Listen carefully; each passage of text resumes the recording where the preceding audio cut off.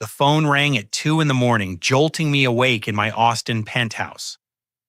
My father's voice cracked through the speaker, desperate and broken in ways I'd never heard before. He was begging me to save Thompson Construction, the century-old family business that had been promised to my sister Sarah since we were kids. The same business they'd kicked me out of at 18 because I wasn't good enough. Now Sarah had destroyed everything with her MBA theories and zero real-world experience, and suddenly the son they called worthless was their only hope. The irony tasted bitter as my parents sobbed through the phone, finally admitting they'd made the biggest mistake of their lives. Growing up in Springfield, Illinois, I lived in the shadow of Thompson Construction Company, the business my great-grandfather built from nothing in 1924. The red brick building on Maple Street housed 3 generations of family pride, with faded photographs of completed projects lining the lobby walls. My earliest memories involved the smell of sawdust and the sound of blueprints rustling as my grandfather Thomas spread them across his massive oak desk.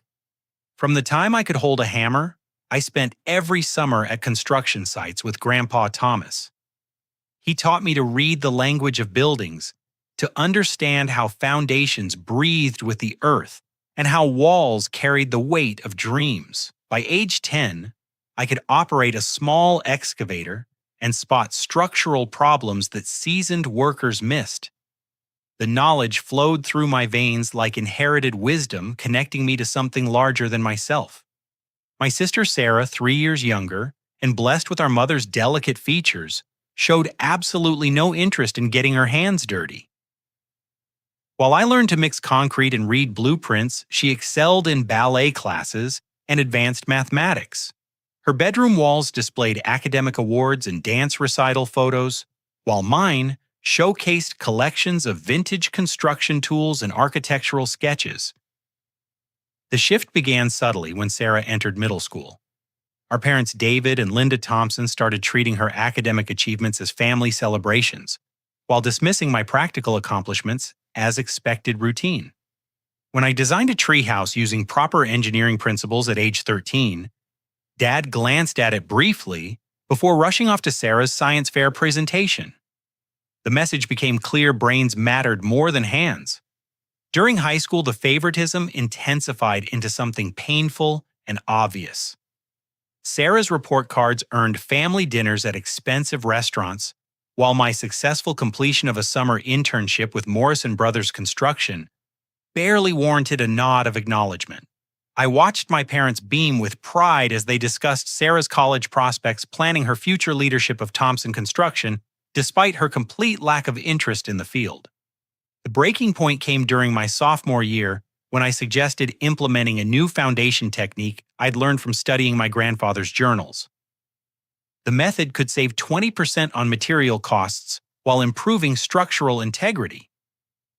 I presented detailed calculations and sketches to my father, excited to contribute something meaningful to the family business.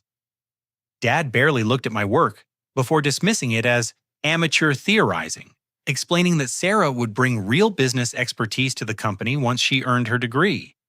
That night, I found Grandpa Thomas in his workshop behind our house, carefully sharpening his vintage chisels. At 78, his hands still moved with the precision of a master craftsman. I told him about Dad's reaction, trying to hide my disappointment. Grandpa Thomas set down his tools and looked at me with eyes that held decades of construction wisdom. "Ryan," he said, his voice carrying the weight of experience, "your father sees numbers and profit margins. But buildings aren't just business ventures. They're promises we make to the future commitments that our work will stand long after we're gone. You understand that connection because you felt it in your hands." He led me to his filing cabinet and pulled out leather-bound journals dating back to the company's founding. Page after page revealed detailed notes about construction techniques, client relationships, and the philosophy that had built Thompson Construction's reputation. "True builders aren't made in classrooms," he whispered, pressing the journals into my hands. "They're forged through experience, one project at a time." Grandpa Thomas died suddenly of a heart attack during the winter of my junior year. The funeral filled Springfield's largest church with contractors, clients, and community members sharing stories of his integrity and craftsmanship. But while everyone mourned a respected businessman, I grieved the loss of my mentor and the only person who truly understood my passion. The night before the funeral, Grandpa Thomas's lawyer approached me privately with a small wooden box. Inside lay his original tool set from the 1940s, each piece maintained in perfect condition. A handwritten note explained that these tools had built half of downtown Springfield and should belong to someone who would honor their legacy. As we lowered his casket into the frozen ground, I clutched those tools and made a silent promise to continue his tradition of excellence, regardless of my family's plans for the business. The revelation came 3 weeks after the funeral, when I accidentally overheard my parents discussing their estate planning with their attorney in the living room. I'd come home early from basketball practice and was heading upstairs when their conversation stopped me cold. "Sarah will inherit Thompson Construction outright," my father stated matter-of-factly. "She's got the intellectual capacity to modernize operations and expand into new markets. Her business degree will be invaluable for navigating today's complex commercial environment." My mother's voice carried equal certainty. "Ryan's a good boy, but he's more suited for hands-on work. Sarah understands the bigger picture. She'll hire qualified managers to handle the day-to-day operations while she focuses on strategic growth." The attorney's pen scratched against paper as he documented their decision to exclude me from the family business I'd been preparing to inherit since childhood. They discussed my sister's potential as if she were a prized investment, while reducing me to hired help in my own grandfather's company. That evening, I confronted them in the kitchen while Sarah was at dance practice. The conversation exploded into the most painful argument of my young life.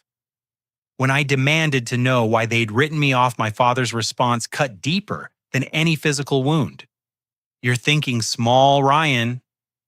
Playing with tools and getting dirty might seem important now, but business requires vision and education. Sarah has both. You're limiting yourself to being a worker instead of a leader." My mother nodded her agreement, adding that my focus on construction techniques showed a lack of ambition. They'd already decided that Sarah's potential to elevate the family's social and financial status outweighed my genuine understanding of the business itself. The climactic moment arrived when I realized they'd never seen me as anything more than free labor, someone to maintain their equipment, while the real heir prepared for her throne. Standing in that kitchen, surrounded by 3 generations of family photos, I understood that my parents had already erased me from their vision of Thompson Construction's future. My junior and senior years of high school became a battleground between my passion and my parents' expectations. While Sarah accumulated college acceptance letters and academic honors, I threw myself deeper into construction work, taking every available internship and part-time opportunity. My grades suffered as I prioritized hands-on experience over classroom theory, a choice that horrified my parents and widened the growing divide between us. After school, I worked for various local contractors, learning different specialties from foundation work to electrical installation. Each job taught me something new about the construction industry, building a comprehensive understanding that no textbook could provide. My supervisors consistently praised my work ethic and natural problem-solving abilities, but these accomplishments meant nothing to my family. The contrast became more painful during Sarah's senior year when she received a full academic scholarship to Northwestern University. The celebration dinner at Springfield's most expensive restaurant felt like a coronation ceremony, with relatives and family friends toasting Sarah's bright future. I sat at the far end of the table, invisible and forgotten, while everyone discussed her plans to study business administration and eventually transform Thompson Construction into a modern corporate entity. My own college applications told a different story. I researched construction management programs at state universities, focusing on schools that combined practical training with business fundamentals. The University of Illinois offered exactly what I needed, but when my parents discovered my application, their reaction shook the foundation of our already strained relationship. "Construction management," my father shouted, waving my application like evidence of betrayal. "You're throwing away every opportunity we've given you to pursue manual labor as a career choice. This is exactly the kind of short-sighted thinking that will keep you stuck in the same place for the rest of your life." My mother joined the attack, her voice trembling with disappointment. "We've sacrificed so much to give you and Sarah better lives than we had. How can you be so ungrateful? Sarah understands that education and professional credentials matter in today's world. You're choosing to limit yourself when you could be so much more." The ultimatum came during a tense family meeting in our living room, with Sarah sitting quietly in the corner while our parents laid down their final terms. They would support my college education only if I abandoned construction-related studies and pursued a degree in business law or another field they considered respectable. The family business would remain Sarah's inheritance, but they might find a management position for me if I proved myself worthy through proper education. I looked around the room where I'd grown up, taking in the family photos and heirlooms that represented 4 generations of Thompson history. Sarah avoided eye contact, clearly uncomfortable with the confrontation, but unwilling to challenge our parents' decision. In that moment, I realized they were asking me to betray everything I'd learned from Grandpa Thomas and abandon the only career that had ever felt meaningful. "I won't do it," I said quietly, my voice steady despite the emotional turmoil. "Construction isn't just a job for me, it's who I am. Grandpa Thomas taught me that buildings represent promises we make to the future, and I want to keep making those promises." The explosion that followed revealed years of accumulated resentment and fundamental misunderstandings about what mattered most to each of us. My father called me stubborn and foolish, predicting that I'd end up as just another construction worker struggling to make ends meet. My mother cried, accusing me of rejecting their love and guidance out of teenage rebellion. But the words that hurt most came when they compared me directly to Sarah, explaining that she possessed the intelligence and ambition necessary for real success, while I was settling for mediocrity. They couldn't understand that I'd found something more valuable than their approval, a sense of purpose that connected me to my grandfather's legacy and my own deepest passions. The final confrontation occurred on my 18th birthday, a day that should have been celebratory, but instead marked the end of my childhood family. I'd already been accepted to the University of Illinois Construction Management program and planned to fund my education through student loans and continued part-time work. When I announced my decision at breakfast, my parents' reaction exceeded even my worst expectations. "Then you've made your choice." My father declared, his face flushed with anger and disappointment. "If you're determined to waste your potential, you'll do it without our support or our name. Thompson Construction will go to someone who appreciates what we've built here." My mother's tears turned to cold fury as she added, "You're breaking this family apart with your selfishness. After everything we've done for you, this is how you repay us, by throwing away every advantage we've worked to provide." The cruelest moment came when they told me I had 24 hours to pack my belongings and leave their house. They were done enabling what they saw as my destructive choices, and they needed to focus their energy on supporting Sarah's promising future. I was officially cut off from family financial support, family connections, and most painfully, family love. That afternoon, I loaded my few possessions into the beaten-up Ford pickup truck I'd bought with construction earnings. Grandpa Thomas's tools and journals filled the truck bed, along with clothes, books, and personal items that represented 18 years of life in Springfield. Sarah watched from her bedroom window as I secured everything with tarps, but she never came outside to say goodbye. My parents stood in the doorway as I started the engine, their faces showing no sign of regret or second thoughts. The message was unmistakably clear. I was no longer their son, just a disappointing former family member who'd chosen the wrong path. As I drove away from the only home I'd ever known, I felt simultaneously heartbroken and strangely liberated. The final twist of the knife came when I drove past Thompson Construction's office building. For what I thought might be the last time, through the large front windows, I could see my parents inside already hanging up Sarah's high school graduation photo and Northwestern University acceptance letter in the lobby where Grandpa Thomas's construction photos had displayed for decades. They were literally erasing my connection to the family business before I'd even left town. In that moment, I understood that my exile wasn't just about college choices or career paths. My parents had fundamentally decided that Sarah represented the future they wanted, while I represented a past they were eager to abandon. The construction worker's grandson wasn't good enough for their upgraded vision of success. But as I drove toward the interstate carrying my grandfather's tools and wisdom toward an uncertain future, I made a promise that would sustain me through the difficult years ahead. I would prove that their golden child favoritism was the biggest mistake they'd ever made, and someday they would regret choosing image over substance, potential over passion. Austin, Texas welcomed me with blazing summer heat and endless possibilities. I arrived with $800 in cash, Grandpa Thomas's tools, and a determination forged by rejection and disappointment. The sprawling city buzzed with construction activity as tech companies and new residents transformed the landscape, creating opportunities for anyone willing to work hard enough to seize them. My first month involved sleeping in the truck bed and showering at a local gym while searching for both employment and affordable housing. The construction sites scattered throughout Austin's booming neighborhoods became my classroom and proving ground.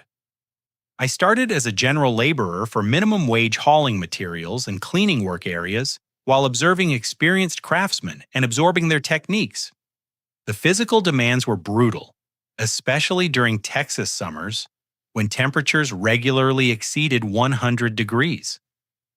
My hands blistered and bled until calluses formed, and my muscles ached constantly as they adapted to the relentless pace of commercial construction. But every sunrise brought new lessons and small victories that built my confidence and expanded my skills. My first break came when I noticed a foundation crew struggling with a drainage problem that threatened to delay their entire project. Drawing on knowledge from Grandpa Thomas's journals, I suggested a modified French drain system that could redirect water flow without requiring major excavation. The site foreman, skeptical but desperate, agreed to let me implement my solution after hours. The technique worked perfectly, saving 3 days of expensive delays and earning me recognition as someone who could think beyond basic manual labor. Word spread quickly through Austin's tight-knit construction community that the young guy from Illinois had both practical skills and innovative problem-solving abilities. Contractors started requesting me for their crews, and my daily wage increased accordingly. By winter, I'd saved enough money to rent a small apartment near downtown Austin and enroll in evening business courses at Austin Community College. The classes covered accounting, project management, and small business operations, filling gaps in my knowledge while maintaining my focus on construction excellence. I studied late into the night after full days on job sites, driven by memories of my parents' dismissal and my grandfather's example. The turning point arrived during my second year when I met Marcus Rodriguez, a Mexican-American entrepreneur who owned a small commercial renovation company. Marcus had built his business from nothing, starting as an undocumented immigrant who learned construction through sheer determination. His company, Rodriguez Restoration, specialized in updating older buildings while preserving their historical character. I was working on a downtown office renovation when Marcus noticed my attention to detail and willingness to tackle complex problems that other workers avoided. After observing me for several weeks, he approached me with an offer that would change everything. "You've got something special." Marcus told me during a lunch break, his weathered face serious but kind. Most guys your age just want to get through the day and collect their paychecks. But you're always asking questions, always looking for better ways to do things. That's the kind of thinking that builds businesses, not just buildings. Marcus offered me a junior partnership in Rodriguez Restoration with opportunities to learn every aspect of running a construction company.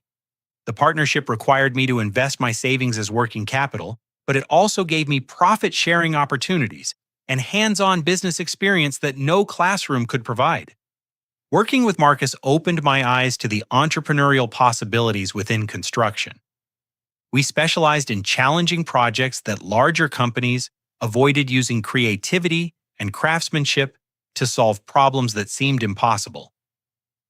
Marcus taught me to see each renovation as a puzzle requiring both technical skill and business acumen to solve profitably. Our breakthrough project came when we won a contract to renovate the historic Paramount Theater in downtown Austin. The 1920 building required extensive structural updates while maintaining its original architectural integrity. The project demanded innovative solutions that respected the past while meeting modern building codes and accessibility requirements. I developed a technique for reinforcing the theater's aging foundation, using micropiles and polymer injection that strengthened the structure without damaging the decorative plasterwork above. The method required precise calculations and careful execution, but it solved a problem that had stumped 3 other contractors and threatened to make the renovation financially impossible. The Paramount Theater project established Rodriguez Restoration's reputation for tackling complex historical renovations, leading to contracts with museums, churches, and other significant buildings throughout Central Texas. My contributions earned recognition from architectural preservation societies and generated media coverage that brought additional business opportunities. But my most significant innovation came when I began developing energy-efficient retrofitting techniques for older commercial buildings. By combining my understanding of traditional construction methods with modern environmental technologies, I created systems that dramatically reduced operating costs while preserving historical character. The breakthrough involved using Grandpa Thomas's journals to understand how buildings were designed to work with natural airflow and thermal mass before mechanical systems became standard. I adapted those principles using contemporary materials and techniques, creating retrofits that cut energy costs by 30 to 40%, while improving indoor comfort and air quality. Word of my energy-efficient retrofitting spread throughout Austin's environmentally conscious business community. Property owners discovered they could reduce operating expenses, improve tenant satisfaction, and earn tax credits for environmental improvements, all while preserving the character that made their buildings valuable. As my reputation grew, so did my confidence and ambition. The scared 18-year-old who'd fled Springfield was becoming a skilled craftsman and innovative businessman. Every successful project proved that my parents had been wrong about my potential and my ability to create something meaningful in the construction industry. The validation I'd never received from my family came instead from satisfied clients, successful projects, and the growing recognition that I possessed a rare combination of practical expertise and creative problem-solving abilities. But the deepest satisfaction came from knowing that I was continuing Grandpa Thomas's tradition of excellence while building something entirely my own. The emotional climax of this period arrived when I received a wedding invitation forwarded through multiple addresses, finally reaching me 3 years after Sarah had mailed it to my old Springfield apartment. The formal invitation, printed on expensive cardstock, announced her marriage to Jonathan Cambridge, described as a financial analyst from Chicago. Inside the envelope, there was no personal note or family update, just the standard wedding invitation, treating me like a distant relative, whose current address was unknown and whose presence was optional. The coldness of it struck me harder than any angry confrontation could have. My family hadn't just rejected my choices, they'd completely erased me from their lives, not even knowing where I lived or what I'd accomplished. That night I sat in my Austin apartment looking at the invitation and feeling a complex mixture of emotions. Part of me wanted to attend the wedding and show them how wrong they'd been about my potential. But a larger part recognized that their opinion no longer mattered as much as it once had. I was building something real and meaningful with or without their approval. The wedding invitation became a turning point that galvanized my determination to prove not just that I could succeed, but that I could excel beyond their wildest expectations. They'd chosen their golden child and written me off completely. Now I would show them what they'd lost when they decided I wasn't worth their investment or love. By my 26th birthday, Rodriguez Restoration had grown into one of Austin's most respected specialty construction companies, but I was ready for something bigger. The energy-efficient retrofitting techniques I'd developed were attracting attention from major commercial property owners across Texas, creating opportunities that required more resources and expertise than our small company could provide. Marcus and I had long conversations about expanding the business, but we both recognized that my vision required a different kind of company structure. With his blessing and continued partnership, I founded Green Foundation Innovations, specializing exclusively in sustainable building solutions for commercial properties. The company represented everything I'd learned about construction, combined with innovative approaches to environmental efficiency and business development. My first major contract came from Stellar Properties, a Dallas-based company that owned office buildings throughout the Southwest. Their portfolio included dozens of older commercial buildings that were becoming expensive to operate as energy costs rose, and tenants demanded more environmentally responsible landlords. Traditional retrofitting options were either too expensive or too disruptive to justify the investment. I proposed a comprehensive approach that addressed heating, cooling, lighting, and water systems, simultaneously using my grandfather's understanding of natural building physics combined with cutting-edge environmental technologies. The pilot project involved a 1960s office building in downtown Dallas that was losing tenants due to high utility costs and poor climate control. The retrofitting took 6 months and required careful coordination to minimize disruption to existing tenants. My team installed advanced insulation systems, upgraded windows with smart glass technology, and implemented geothermal heating and cooling that tapped into the Earth's natural temperature stability. The building's energy costs dropped by 42% within the first year, while tenant satisfaction scores improved dramatically. Stellar Properties was so impressed with the results that they contracted Green Foundation Innovations for 15 additional buildings across Texas, creating a workload that required rapid expansion. I hired experienced project managers, environmental engineers, and skilled craftsmen who shared my commitment to quality and innovation. The company grew from 3 employees to 50 in 18 months. The business success allowed me to make strategic investments in real estate and emerging technologies. I bought a modern home in Austin's Hill Country, complete with panoramic views and sustainable design features that showcased my company's capabilities. The house became both a personal sanctuary and a demonstration space for potential clients, proving that environmental responsibility didn't require sacrificing comfort or style. More importantly, I was creating something that honored Grandpa Thomas's values while addressing 21st century challenges. Every building we retrofitted lasted longer, cost less to operate, and reduced environmental impact without sacrificing functionality or aesthetics. We were proving that excellent craftsmanship and environmental stewardship could be profitable rather than contradictory goals. My personal wealth grew alongside the company's success. Green Foundation Innovations contracts were generating substantial profits, while my real estate investments appreciated rapidly in Austin's booming market. By age 28, my net worth exceeded $2 million, but the financial success felt less important than the recognition that I was building something meaningful and sustainable.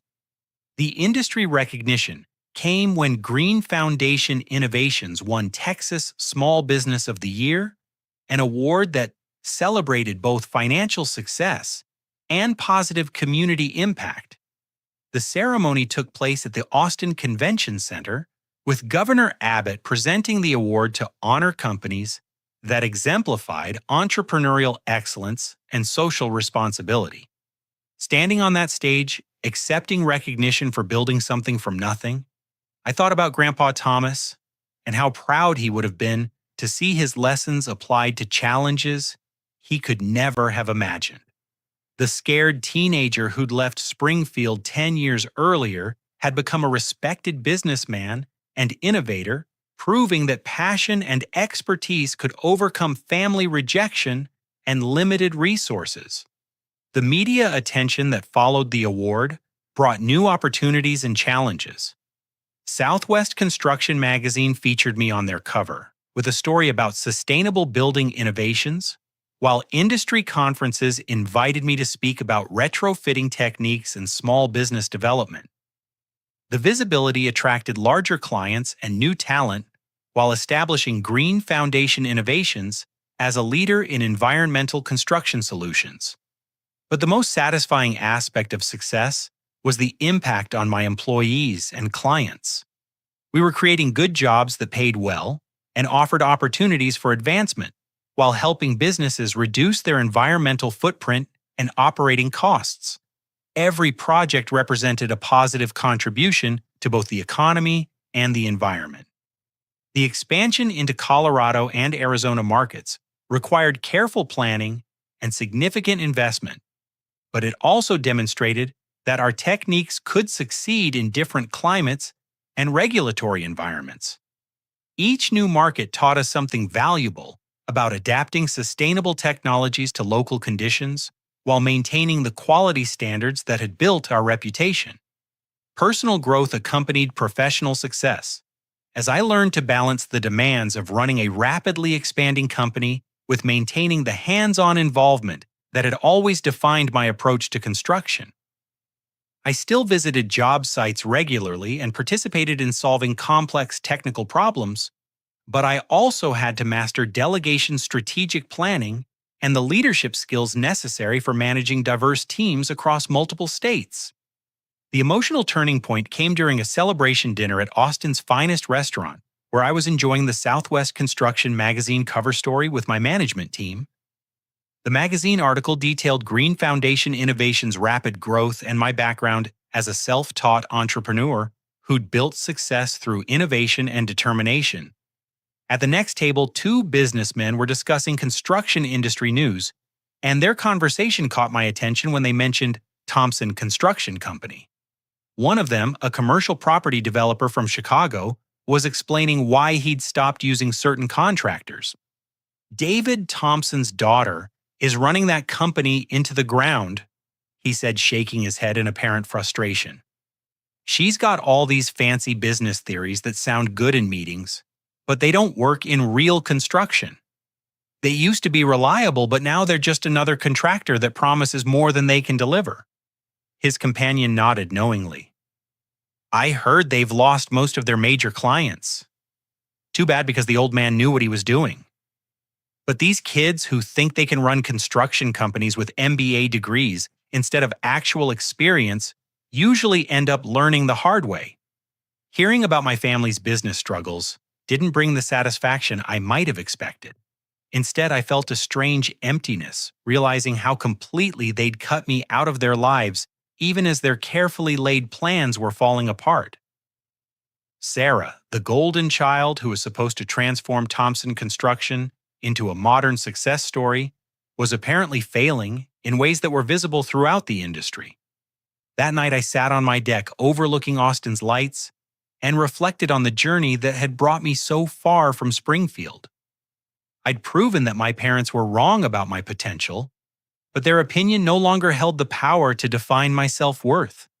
I was successful because I'd followed my passion and honored my grandfather's teachings, not because I needed to show them anything. But I couldn't escape the irony that while I was building a thriving business based on everything Grandpa Thomas had taught me, his actual company was being destroyed by someone who'd never understood its fundamental values. The family legacy he'd spent decades creating was disappearing while his chosen successor was achieving everything he'd hoped for in a different context. The realization that my family's problems were no longer my responsibility marked another step in my emotional growth. I'd built something better than revenge, a successful, meaningful career that honored the past while creating positive change for the future. Whatever happened to Thompson Construction was the consequence of choices my parents had made, just as my success was the result of following my own path despite their rejection. Through Austin's extensive construction industry network, I began hearing more details about Thompson Construction's decline. The company that had been Springfield's most respected contractor for nearly a century was becoming a cautionary tale about the dangers of prioritizing credentials over experience in skilled trades businesses. Sarah's problems had started immediately after her Northwestern graduation, when she returned to Springfield with an MBA and ambitious plans to modernize Thompson Construction's operations. Her first initiatives involved implementing management consulting theories she'd learned in business school, starting with comprehensive restructuring of the company's traditional organizational hierarchy. She fired 3 experienced foremen who'd worked for the company for more than 20 years, replacing them with younger supervisors who had construction management degrees but limited hands-on experience. The decision created resentment among longtime employees while eliminating institutional knowledge that had been crucial to the company's reputation for quality workmanship. Sarah also outsourced critical subcontracting relationships to lowest bid providers, abandoning the partnership approach that had ensured reliable quality control for decades. The cost savings looked impressive in quarterly reports, but the results were disastrous when substandard electrical work and poor finishing created expensive callback situations that damaged client relationships. Her most catastrophic decision involved investing heavily in untested construction technologies that promised revolutionary improvements in efficiency and profitability. Sarah committed Thompson Construction to expensive equipment purchases and training programs based on vendor presentations rather than practical testing, stretching the company's financial resources while betting everything on unproven innovations. The technology investments failed spectacularly when the promised efficiencies didn't materialize, and the equipment proved unreliable in real working conditions. Thompson Construction was left with enormous debt payments for machinery that couldn't perform as advertised while still needing to maintain traditional equipment to complete projects successfully. Meanwhile, Sarah began accepting contracts for projects far beyond Thompson Construction's traditional scope, attracted by higher profit margins without considering the risks involved. The company bid on commercial developments and institutional projects that required expertise and resources they didn't possess, leading to cost overruns and quality problems that generated lawsuits and negative publicity. My father David, now 62, and facing health problems related to stress, found himself working 18-hour days trying to manage the damage while maintaining relationships with longtime clients who were losing faith in the company's reliability. The man who'd once been proud and controlling was reduced to apologizing constantly for problems he couldn't prevent or solve. The financial situation deteriorated rapidly as legal fees mounted and insurance premiums increased due to multiple claims related to defective work. Thompson Construction's bonding capacity decreased, limiting their ability to bid on larger projects that might have provided the revenue necessary to stabilize operations. They were trapped in a downward spiral that accelerated with each failed project and lost client relationship. The personal toll on my family was devastating. My mother Linda suffered 2 stress-related hospitalizations as she watched the business her father-in-law had built slowly disintegrate. The woman who'd once been confident and decisive became anxious and withdrawn, unable to understand how their carefully planned succession had gone so wrong. Sarah's marriage to Jonathan Cambridge collapsed after 2 years when he realized that Thompson Construction had become a financial liability rather than the asset he'd expected when proposing to the heir of a successful family business. The divorce was bitter and expensive, adding personal humiliation to the professional failures that were consuming Sarah's confidence and self-respect. Through industry contacts, I learned that several former Thompson Construction employees had approached competitors offering insider information about upcoming bid opportunities and client relationships. The company's reputation had deteriorated so severely that their own workers were actively seeking employment elsewhere while undermining their current employer's competitive position. The most tragic aspect of the situation was that everyone involved recognized the problems but felt powerless to address them effectively. Sarah lacked the practical experience necessary to understand what was going wrong, while my father's traditional knowledge couldn't overcome the financial and legal problems that her decisions had created. James Mitchell Thompson, construction's longtime accountant and family friend, began calling other industry contacts to quietly assess potential buyers for the company's remaining assets. The conversations were preliminary and confidential, but they represented acknowledgement that Thompson Construction might not survive as an independent business much longer. The breaking point arrived when Springfield's largest commercial client, Midwest Development Corporation, terminated their exclusive contractor agreement after Thompson Construction failed to complete a shopping center project on time and within budget. The lost contract eliminated nearly 40% of the company's annual revenue, while generating negative publicity that made attracting replacement business almost impossible. Industry publications began covering Thompson Construction's problems as an example of how family businesses could be destroyed by poor succession planning and generational conflicts between traditional methods and modern management theories. The articles were professionally written and factual, but they felt like obituaries for a company that had once been synonymous with quality and reliability. The climactic revelation came when James Mitchell contacted me directly, explaining that he'd obtained my information through mutual industry acquaintances. The conversation was awkward initially, as we'd had limited interaction during my childhood, and he wasn't sure how I'd react to hearing from someone connected to my family. James explained that Thompson Construction would declare bankruptcy within 60 days unless someone could inject serious capital and completely restructure operations. The company owed nearly $1 million to suppliers and subcontractors while facing multiple lawsuits that threatened to consume any remaining assets. But the most shocking information involved a sealed envelope that my grandfather Thomas had left with specific instructions for James to open only if Thompson Construction faced imminent destruction. The envelope had remained unopened for more than 12 years.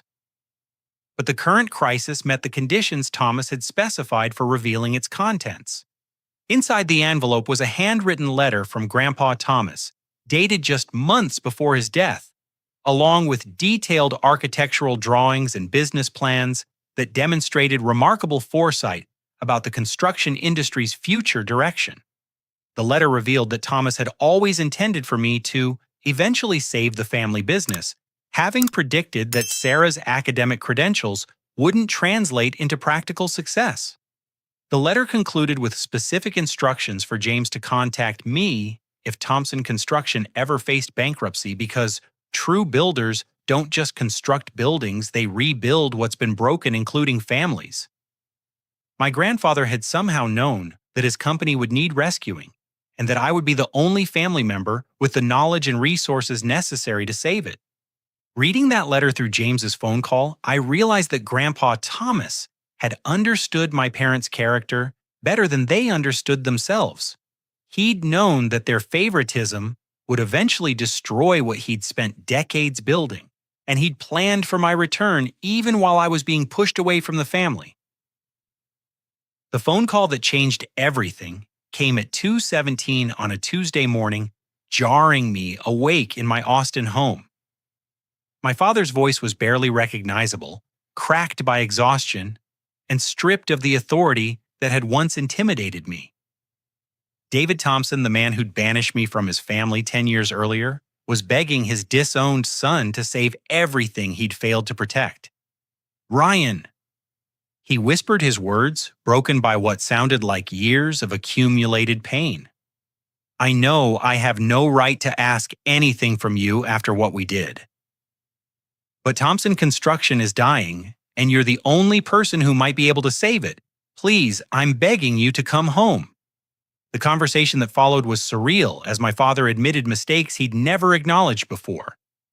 He confessed that Sarah's MBA strategies had been disasters that destroyed relationships, wasted resources, and alienated everyone who'd made the company successful.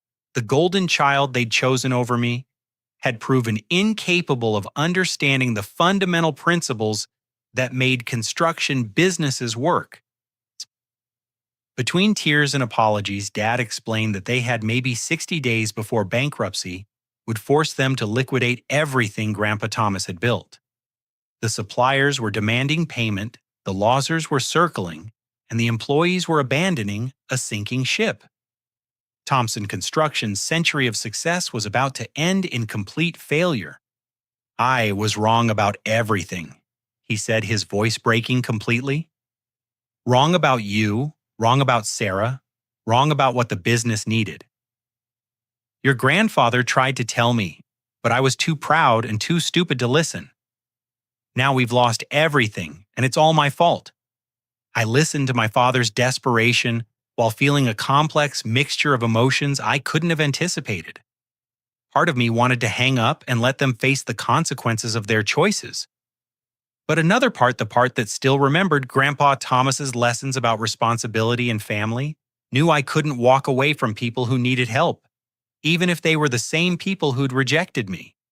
After an hour of painful conversation, I agreed to return to Springfield for a family meeting, but only under strict conditions. The meeting would take place at Thompson Construction's office with all family members present, and they would have to listen to my complete assessment of the situation before making any decisions about the future. The drive from Austin to Springfield took 12 hours and felt like traveling backward through time.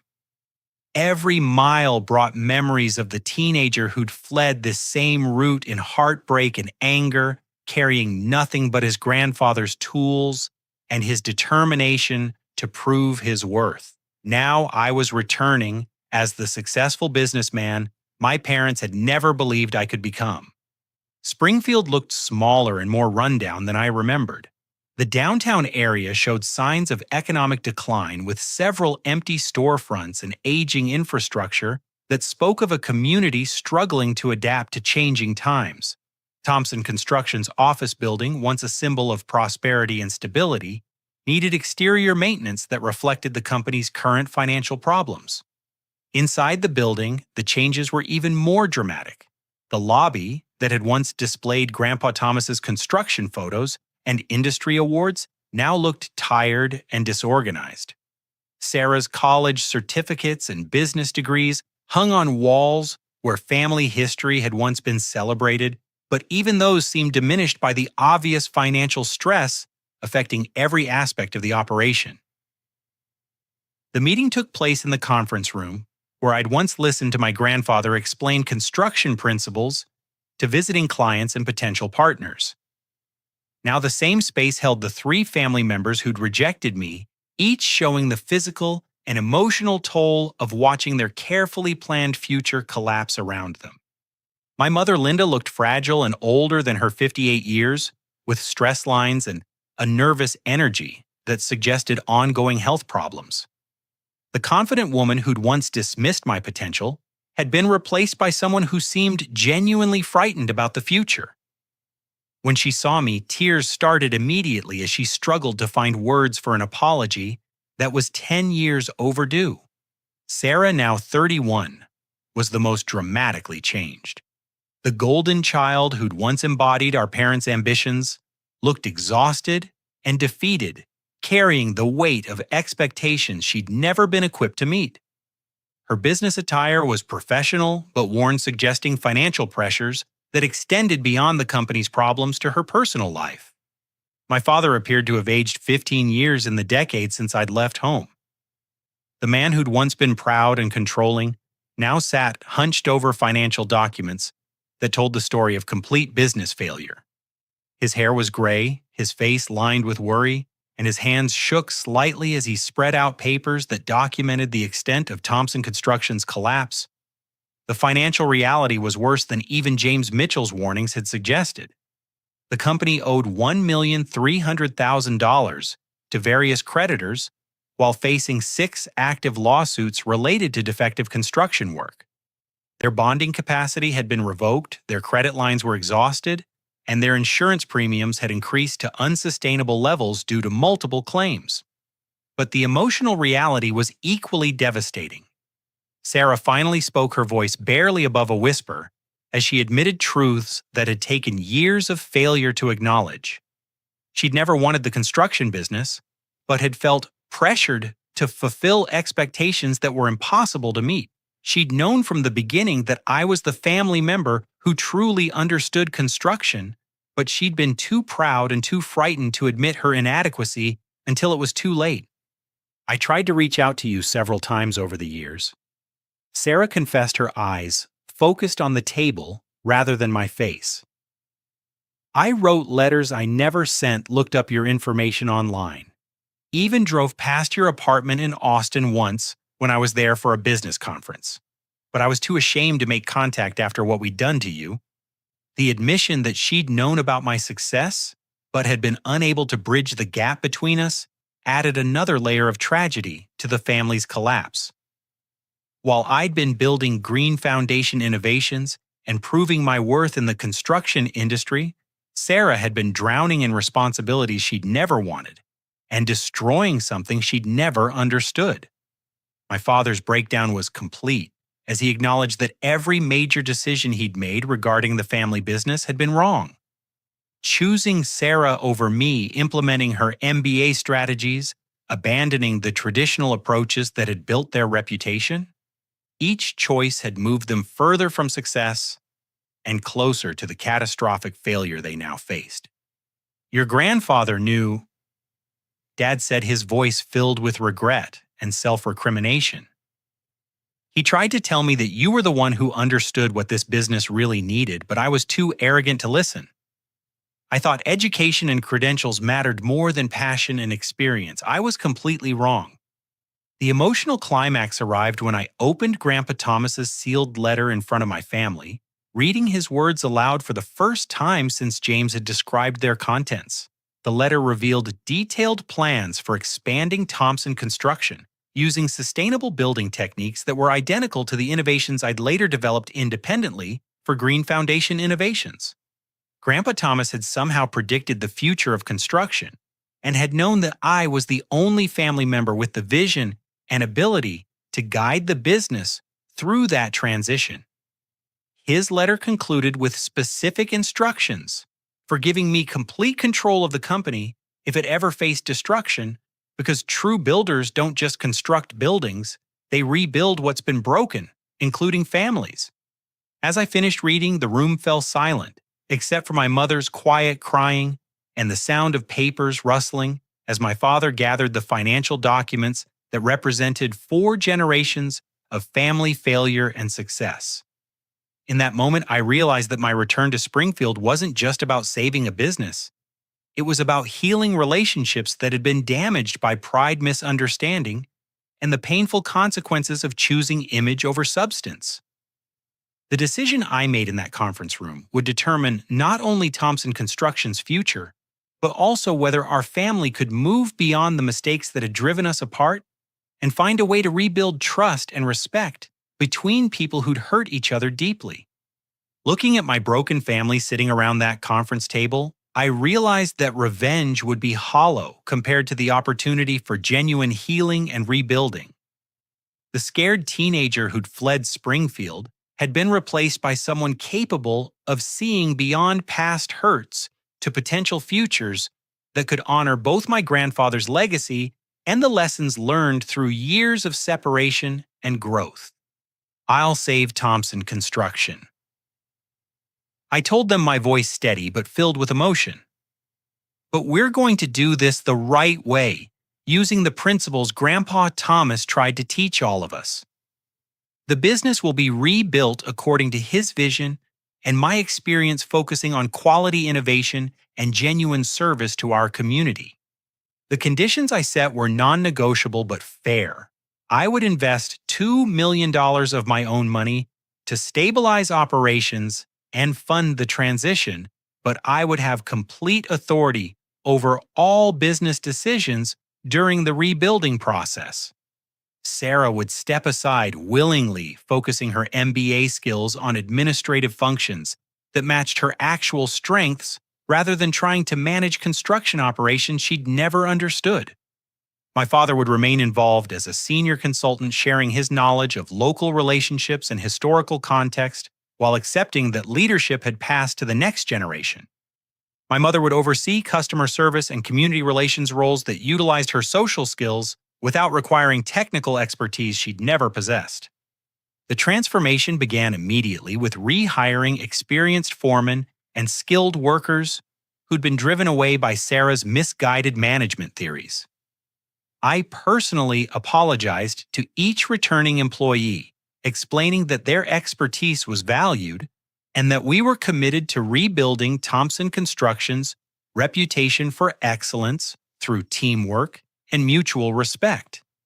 We also terminated relationships with the low-bid subcontractors who'd contributed to quality problems, returning to the partnership approach that had sustained the company's reputation for decades. The initial costs were higher, but the improved quality and reliability quickly restored client confidence and generated positive word-of-mouth referrals.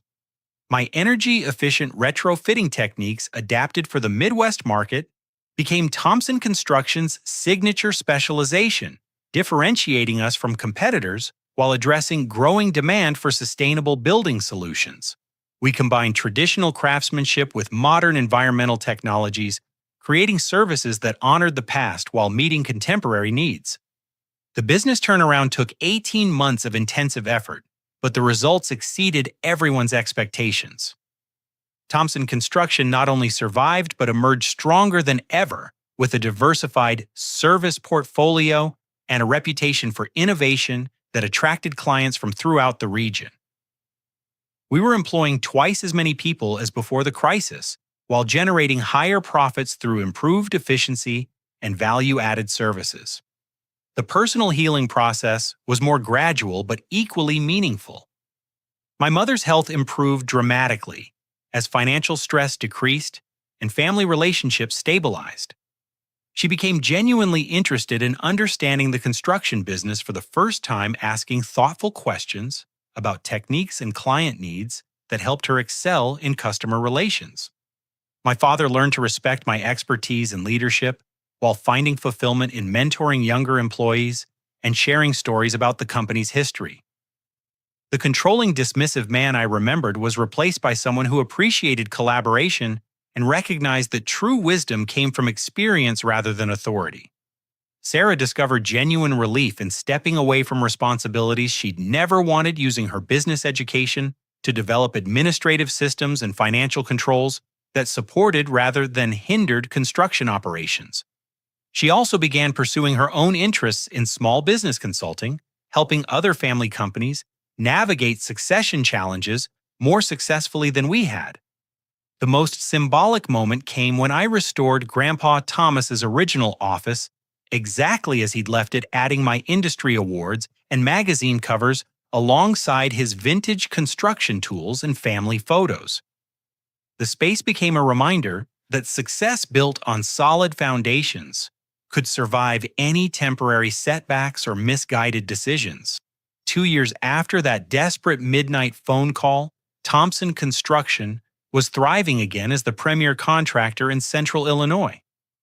We'd expanded our services, improved our profitability, and most importantly, restored the reputation for integrity and excellence that had defined 4 generations of family commitment to quality construction.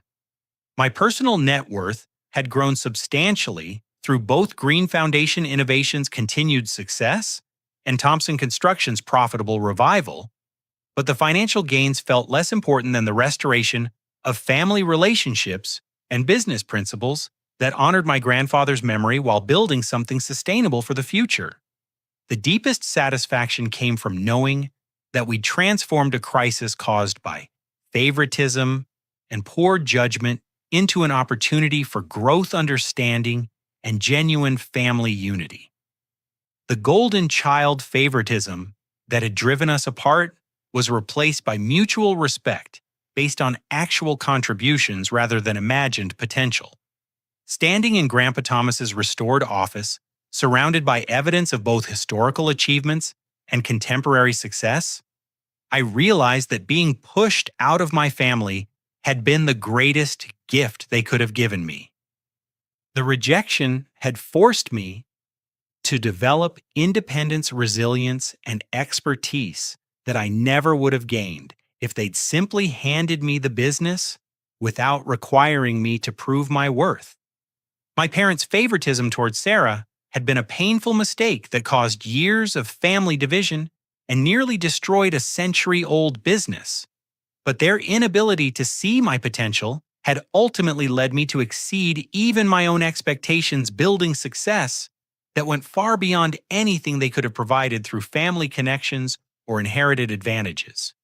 The life lesson was clear: sometimes the greatest obstacles become the most important opportunities for growth, and the people who reject us often do us the greatest favor by forcing us to discover our own strength and potential. True success comes not from meeting others' expectations, but from following our own passion and principles regardless of external approval or disapproval. Family businesses work best when they're based on genuine capability and shared values rather than favoritism and assumed succession.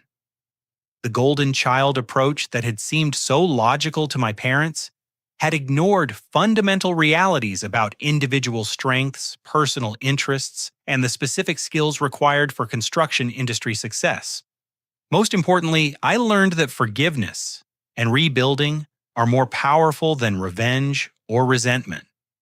By choosing to save my family's business rather than watching it fail, I'd gained something more valuable than vindication: the satisfaction of honoring my grandfather's legacy, while creating opportunities for future generations to build on solid foundations of mutual respect and shared commitment to excellence.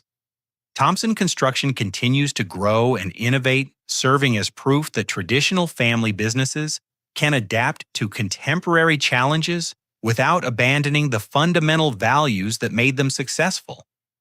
We're not just building structures, we're building relationships, community connections, and sustainable solutions that will serve our clients and employees for decades to come.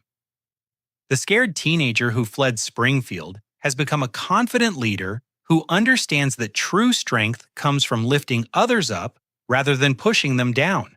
The family that nearly destroyed itself through favoritism and pride has learned to celebrate individual contributions while working toward shared goals that benefit everyone involved.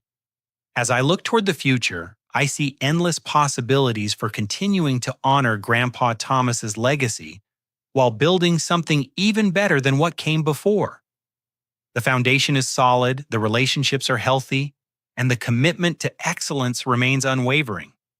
Sometimes the greatest success stories begin with the most painful rejections, and the families that seem most broken can become the strongest when they're rebuilt on honesty, respect, and genuine understanding.